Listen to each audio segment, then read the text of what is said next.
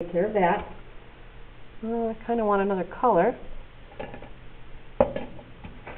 So I need a negative, negative, and then it's power rule. So I will have negative cosine cubed times 1/3.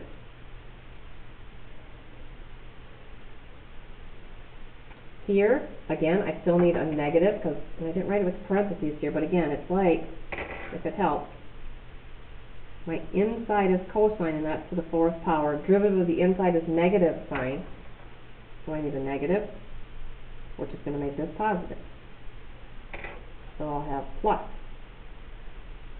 3, add 1, that'll be 5, 1/5. So we'll have a 3/5. Cosine to the 5th. X. Next one, same idea. Inside is cosine, power is 6. Inside derivative would need a negative. So I need a negative here.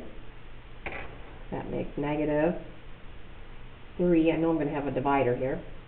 Add 1 here, I'm going to get 7. So the 1/7 puts the 7 down here. And the last one, I still need the negative, which makes this a positive. Adding 1, I'm going to have a 9, so I need a plus 1/9 cosine to the 9th x plus c. Let me check. Negative 1/3 plus 3/5 minus 3/7 plus 1/9. Okay, good. Okay, the only difference here was that we had sines and cosines together. You focus on the one with the odd exponent and follow the 4 steps. Alright, let's do the next one.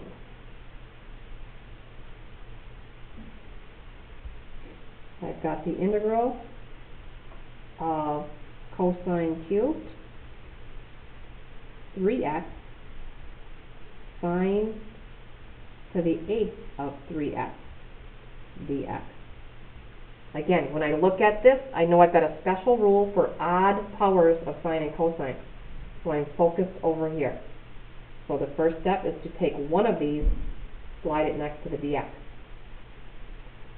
So this becomes cosine squared. Still have the sine to the 8th. And then my other cosines over here. So I haven't changed anything, just kind of rearranged it. This, it's already just cosine squared. There's no power to go to, because up here, you know, like I had the sine to the 6th, I had to put it to a power of 2, raised to whatever I needed. Well, this one's ready to go. I just have to do the substitution. So cosine squared, the substitution becomes 1 minus sine squared times everything that I've got here.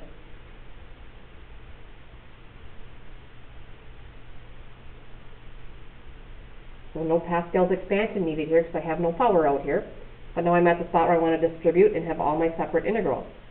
This is the whole chunk out here that gets distributed, and I only have 2 distributions to do.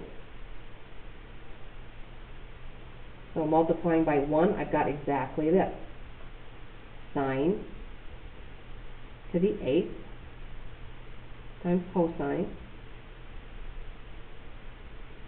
Got my integral. And then here, next one will be minus integral, and I distribute. The sine squared combines with the sine to the 8th and gives me sine to the 10th.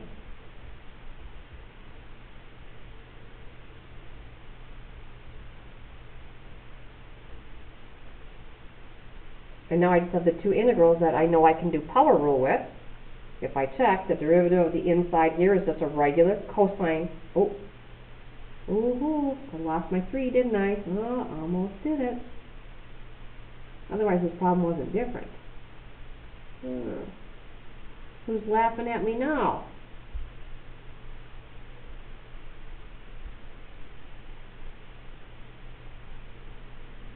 Almost made a mistake. Okay. So the derivative of the inside does have a little something to it. That's my whole reason for doing this one. That's why I knew I made a mistake. Derivative of the inside here is cosine 3x times 3. So I need to put my 3 here. So I need a 1/3. That's going to carry along with, now I can do power rule.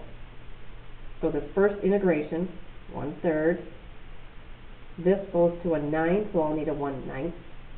If you want to do all that in your head there, that's great.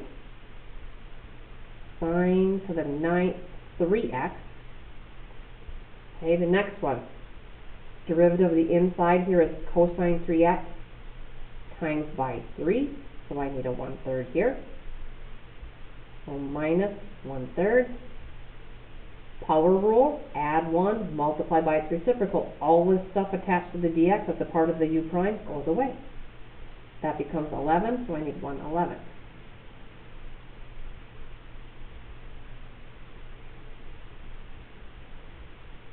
So then I just multiply my numerators and denominators. 1/27 sine to the 9th 3x minus 1/33 sine to the 11th 3x plus c. Well, let me check. 1/25 minus. Very good. Okay, and the last one. Boy, I think I can fit it here. That's a good sign, isn't it?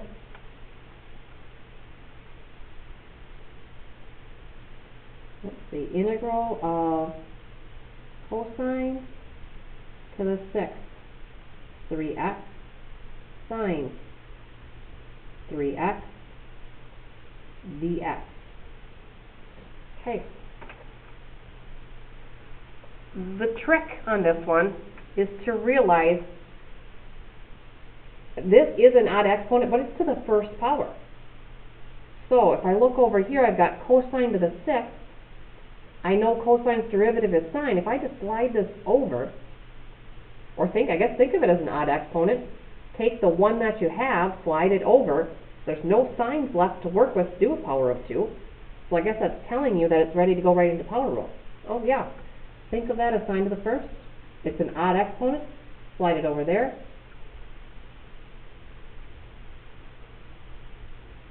Rewrite it so you can see the inside.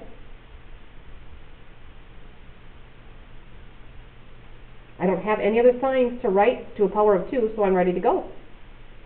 I've got an inside. The derivative here is negative sine of 3x times 3.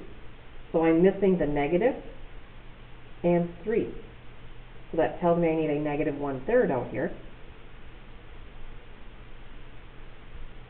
And I'll do my power rule, where that goes to a 7, so I need a 1/7.